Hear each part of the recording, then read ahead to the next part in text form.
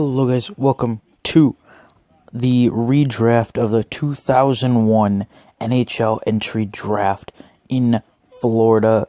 I'm going to be redrafting the entry draft, and basically what a redraft is you look at the real draft and then you take and you place all the players in the order that you think were the best. And I'm going to be doing that today. So, with the top pick, the Atlanta Thrashers selected Ilya Kovalchuk. And Ilya Kovalchuk was a good player, but I don't think he is better than Jason Spezza. So that's why I have the Atlanta Thrashers would be taking Jason Spezza today, I think. Now moving on to second with Ottawa. Going second to the Ottawa Senators, I have the actual top pick in the draft, Ilya Kovalchuk. I don't really think Ilya Kovalchuk was a bust, but I don't think he was better than Jason Spezza. Yeah, he had a better points per game, but Jason Spezza is still playing in the NHL. Ilya Kovalchuk left and bolted for the KHL. So, I think Ottawa, they got much more out of Jason Spezza than I think Atlanta did out of Ilya Kovalchuk. Neither of them were both the franchise guys that people had expected them to be, but they were both damn good players. And, yeah, they did not make mistakes, I don't think. I think you could argue either way why one should be higher than the other, but I'm putting Kovalchuk here at 2. Now moving on to Tampa Bay with the third pick. With the third pick, the Tampa Bay Lightning select Alexander Svechnikov.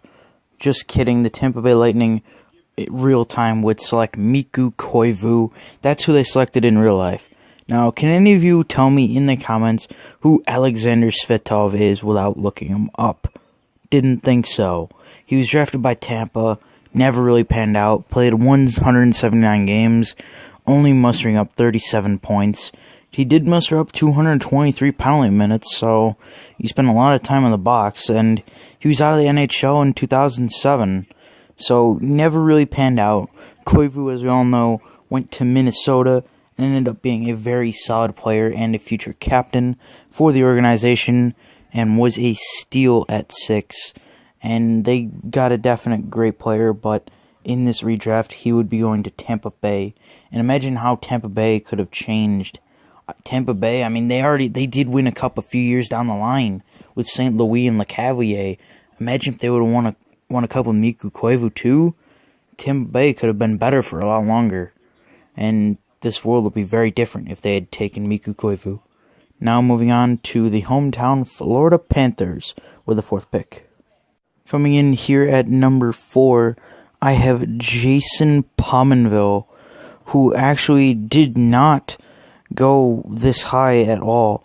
Pominville went a hell of a lot later than this, and he made all these teams pay by coming out and being a great player, and just proved all the doubters wrong, and he had a very good career, and there's no reason why he shouldn't be here. It was really, I was debating between him or Koivu, but I think Koivu was a more influential player, and I think he belongs here over Pominville, belongs in 3 over Pominville. But yeah, Pominville would go to the Florida Panthers instead of Stephen Weiss. I mean, Stephen Weiss, wasn't a bad player. He got 423 points, but he's no Jason Pominville. So yeah, now moving on to the Anaheim Ducks with the 5th selection. With the 5th pick in the draft, the Anaheim Ducks select Patrick Sharp, not Stanislav Chistov. And Stanislav Chistov played 196 games and amassed 61 points.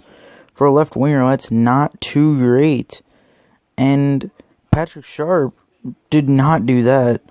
Instead, Patrick Sharp ended up being an integral part of the Chicago Blackhawks dynasty, I guess you can call it dynasty.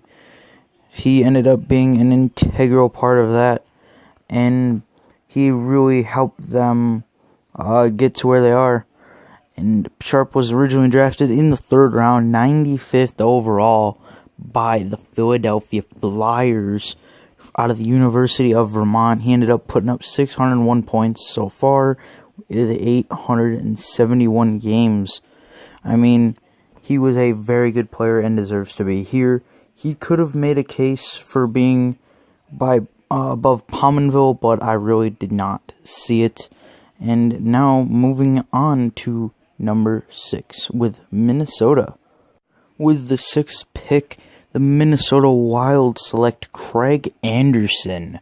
Now, they had originally selected Mikko Koivu, so the Wild are making out pretty good picking here at 6th. In real life, they took Koivu, and now they're getting a solid goaltender in Craig Anderson. Now, Anderson, he isn't, a world beater, but he's good enough to get into the top 10 for this draft class, definitely, which wasn't amazing, but he's definitely good enough to be in here. Now, he was originally drafted 3rd round, 73rd overall by the Chicago Blackhawks, and just a lot of people was slept on this kid, and he went out and proved a lot of people wrong, and yeah, he was very good. He's, of course, had his whole, story with his wife and getting cancer, which was a very interesting story and a very heartfelt story, and you gotta love that this guy succeeded, and he led the Senators to the conference finals, which was very huge for them, taking that step. And imagine the world we'd be in if the Wild drafted Craig Anderson. They probably would not have drafted Devin Dubnyk, and even if they did, they'd have a solid 1-2 punch at goaltender.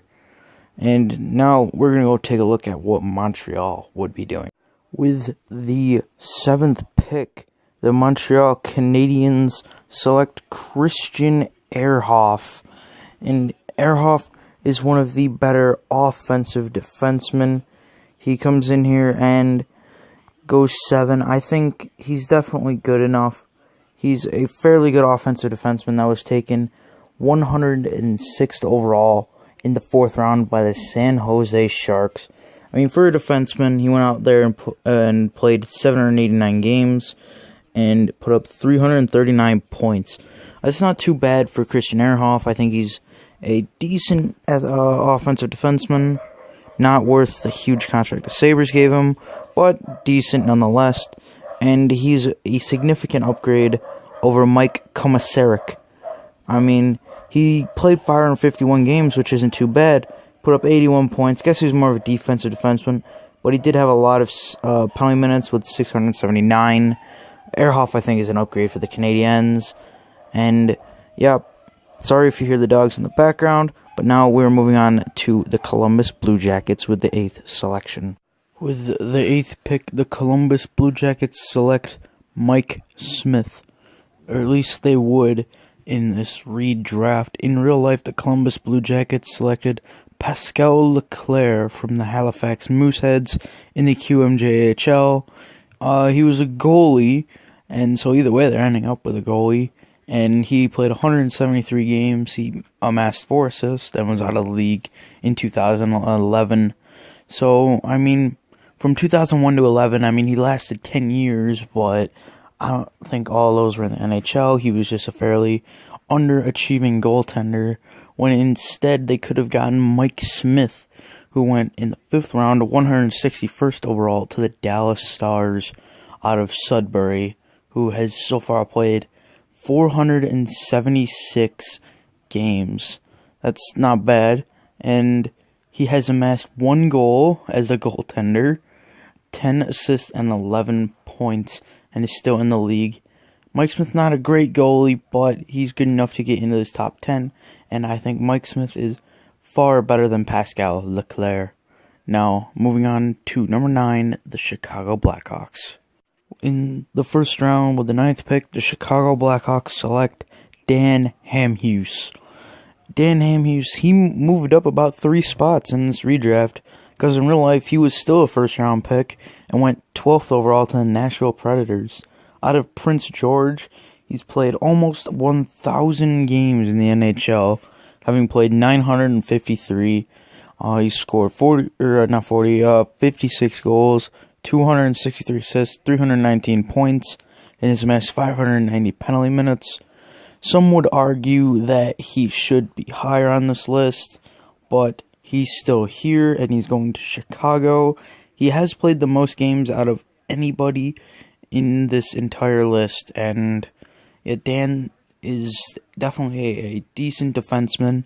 He's not what he used to be, but he is still a decent defenseman. And I think he is a significant upgrade over Tuomo Ruutu.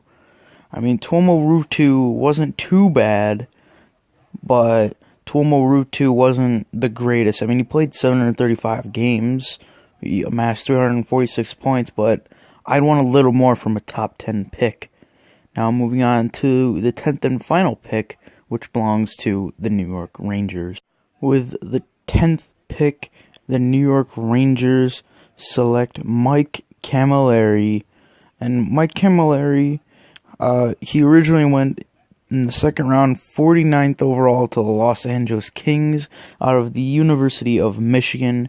He has played 841 games, scored 287 goals, 326 assists, and has amassed a total of 613 points. He is still playing in the league, so you never know, he could still get more. He's very close to getting that 900 game mark. If he plays maybe 2 or 3 more seasons, he can potentially hit 1,000 games in the NHL, which is just crazy. And I think he is a significant upgrade over the Rangers' original pick of Dan Blackburn, who was a goalie out of the Kootenay Ice in the WHL, played 63 games, and didn't do a whole lot except amass 12 penalty minutes, and was out of the league in 2003. So he was, fair to say, a bust top 10 pick. So this is my redraft. Let me know what you guys think in the comments below, and I will see you guys next time.